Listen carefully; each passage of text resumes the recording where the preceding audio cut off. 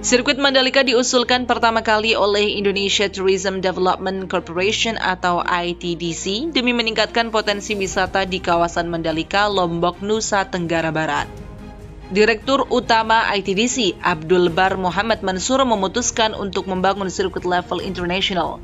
Tapi ia juga ingin trek tersebut jadi destinasi wisata ketika tidak ada event balap. Setelah melakukan diskusi panjang, pria yang akrab disapa Bari itu melakukan pendekatan dengan Vinci untuk menjadi investor.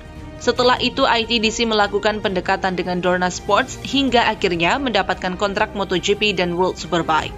Abdul Bar juga langsung membentuk Mandalika Grand Prix Association untuk mengelola seluruh keperluan yang diperlukan untuk menggelar event balap.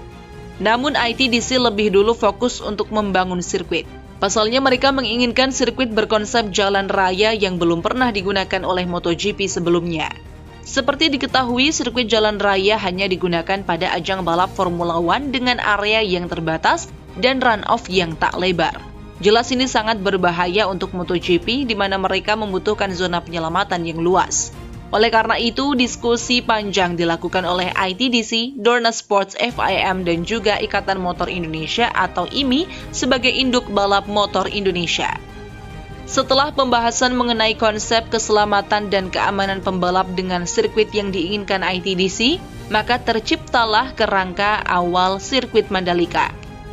Menariknya, ITDC tidak menggait Herman Tilke yang merupakan seorang desainer trek kawakan dunia untuk mendesain sirkuit Mandalika.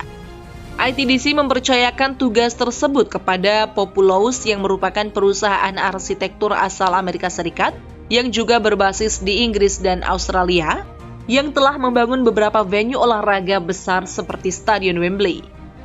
Keindahan hasil karya Populous menjadi faktor utama ITDC dalam menunjuk mereka. Mengingat tujuan utamanya adalah mempromosikan wisata di Mandalika. Maka dari itu mereka ingin sirkuit dibuat seindah mungkin agar menarik wisatawan dari seluruh dunia. Setelah bekerja sama dengan Populous dalam merancang trek, ITDC lalu membawa hasil awal untuk ditunjukkan kepada Dorna Sports di Qatar pada 2018. Abdul Bar menunjukkan desain trek kepada Direktur Balap Dorna, Franco Uncini, yang akhirnya disetujui setelah dilakukan sedikit perubahan. Tetapi itu belum selesai, ITDC baru menemui Loris Capirossi yang merupakan Rider Safety Commission untuk memastikan desain yang disetujui Franco Uncini aman. Akhirnya seluruh pihak terkait menyepakati bahwa trek yang akan dibangun di Mandalika sebagai sirkuit jalan raya. Meski berkonsep sirkuit jalan raya, tetapi Pertamina Mandalika International Street Circuit terlihat sangat serupa dengan trek permanen. ITDC dan MGPA juga mengklaim sirkuit Mandalika menjadi yang paling aman dari trek-trek lainnya. Ini bukan hanya sekadar ucapan, banyak faktor yang mendukungnya.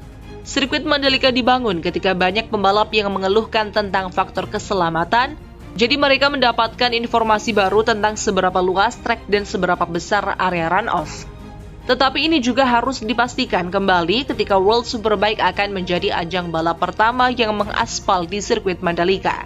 Sebagai sirkuit baru MotoGP yang akan berkonsep jalan raya, ITDC dan MGPA menunjukkan keseriusannya dan ingin memberikan yang terbaik kepada para pembalap dunia. Ini dilakukan dengan memilih Stone Mastic Aspal sebagai permukaan aspal trek. Stone Mastic Aspal merupakan aspal pengembangan terbaru dari Inggris yang memiliki banyak keunggulan. Salah satunya adalah cepat kering ketika kondisi basah.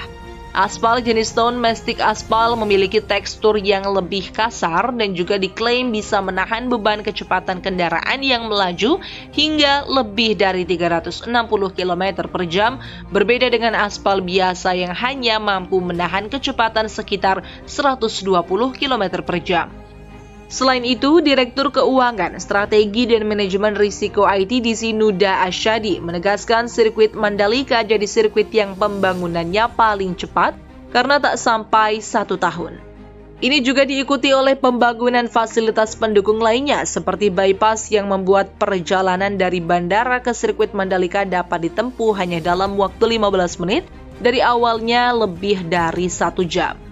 Dengan dibangunnya sirkuit kelas dunia di Nusa Tenggara Barat ini, nantinya akan ada banyak event internasional yang akan berlangsung di sirkuit Mandalika yang diperkirakan bakal membuka lapangan pekerjaan bagi 7.500 orang. Ajang MotoGP juga diharapkan bakal meningkatkan jumlah wisatawan luar negeri ke Indonesia hingga 300.000 orang per tahun. Ekonomi kreatif di Mandalika juga akan terbantu karena wisatawan akan melirik kerajinan tangan khas asal Lombok, Nusa Tenggara Barat. Itu tadi informasi mengenai MotoGP pada kali ini. Jika kalian menyukai informasi mengenai MotoGP, jangan lupa untuk like, komen, dan subscribe video ini. See ya!